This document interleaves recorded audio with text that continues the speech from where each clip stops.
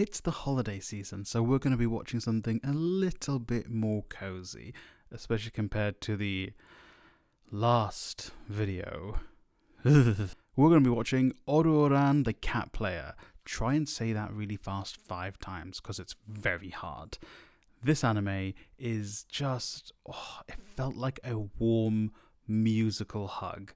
I was going into it thinking, this is going to be whatever. It's going to be a bit of a whatever video, a whatever OVA, and it was just incredible. So firstly, I'm going to talk to you about the OVA itself, and then I'm going to give you my interpretation, and you're going to want to stick around for that interpretation at the end, because by God, I've got one where I did some research, and it is crazy, so you're going to have to stick around for that. Oruorane the Cat Player is a 1992 OVA by JC Staff, known for Sing a Bit of Harmony, the movie, Konosuba, and also Slayers. So a couple of bangers right there, especially Konosuba if you want something a little bit funny. The OVA was directed by Mizuko Nishikubo, who actually worked on Ghost in the Shell 1 and 2, also worked on Kill Bill, and another OVA that you're going to get a video on in the somewhat near future, so I won't mention it. The OVA is based off the work of Baku Yume Makura, who is well known for work such as Gorodon. Both of the two people I've just mentioned we will talk about later when it comes to my interpretation / conspiracy. So let's talk about the OVA itself. I'm not going to give you any spoilers, but I am going to give you some good vibes, and I will tell you about maybe the first 2 to 3 minutes of the OVA. So the OVA follows a cellist whose orchestra has just closed down right before Christmas. It is winter, it is cold, and he is feeling down because, his orchestra was his life, it was his work, and thus he is trying to drown his sorrows with some booze. He drops the coin he was going to spend on his booze, it rolls away, and where does it end up? At the feet of an alcoholic cat. I am not joking, an alcoholic cat, and I would die for this cat. It is adorable. It is arguably my favourite thing about this OVA behind the music. Through his meeting with the alcoholic cat, a cellist, whose name is the cellist in the OVA, runs into Oruorane, the cat player, and if you can't guess from that, Oruorane, whose name I'm going to struggle to say throughout this, plays cats for a living, or at least he plays cats for people's entertainment. So, through meeting Oruorane, the cellist decides to, go check out what he's on about. What he's on about his little rendezvous at a pub a couple of days later.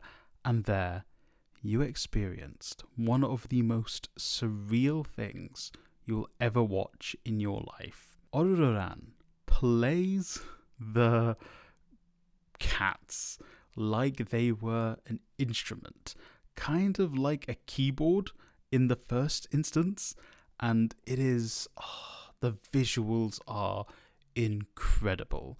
It is like you are transported to another world, and I think this is a really great way of almost showing the cellist's mind frame. I don't think they actually travel to different worlds through the music of these cats, but these cats move the cellist so much with their amazing singing that he is visualizing this just beautiful stuff. And the animation is definitely early 90s, not very expensive animation, but it just, the way it blends with the music and how much it contrasts to the rest of the animation at that point in the OVA, it's just so stellar. It is so warm. It is so inviting to the watcher. I was genuinely surprised. And matching that with the music, with the singing of the cats, which unfortunately I can't actually play for you because of copyright issues, but trust me, it is just chef's kiss.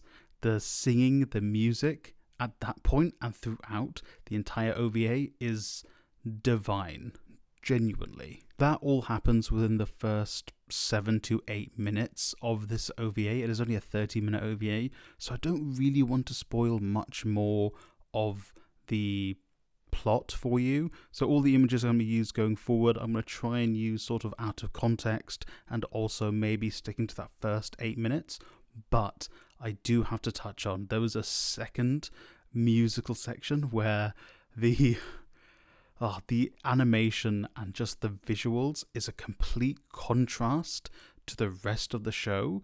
I will show you a couple of instances of that, but it genuinely, it fits and it is great. And one of the cats is played like a guitar, and I just talking about it, I feel happy because it was such a uplifting mood. There is some tension, I would say. There is some, strife that our characters need to go through. You can't really tell a story without that being present.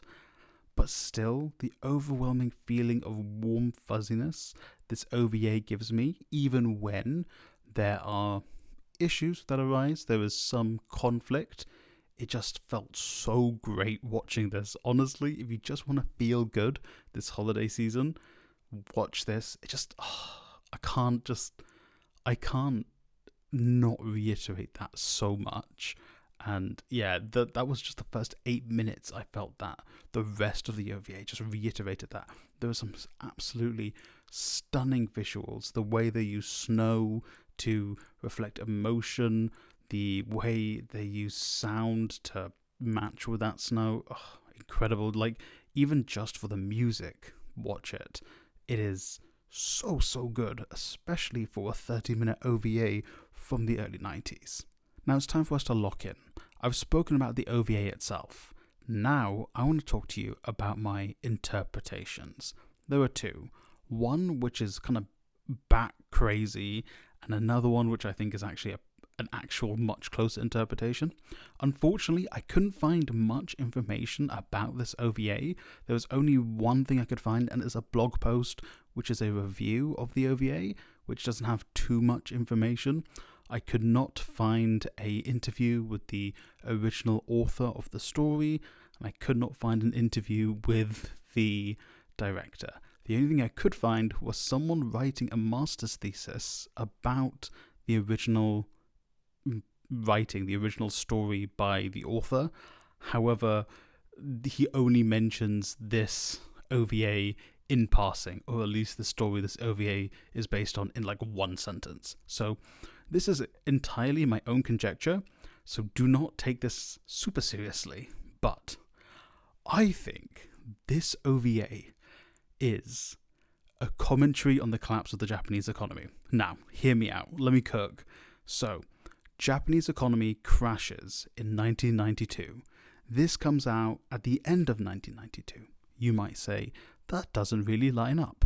Well, economies don't just suddenly crash. Well, sometimes they do, but you usually have a build-up, and the Japanese economy crashed with a couple years build-up. Basically, in about 1989 was when the crash started happening, when people started being unemployed, when people started being fired from their jobs.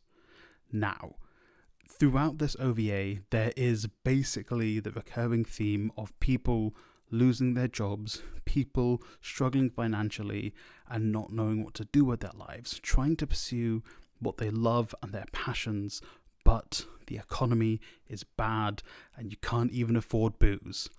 Talking about booze, our protagonist is trying to initially drown his sorrows in booze and then meets an alcoholic cat.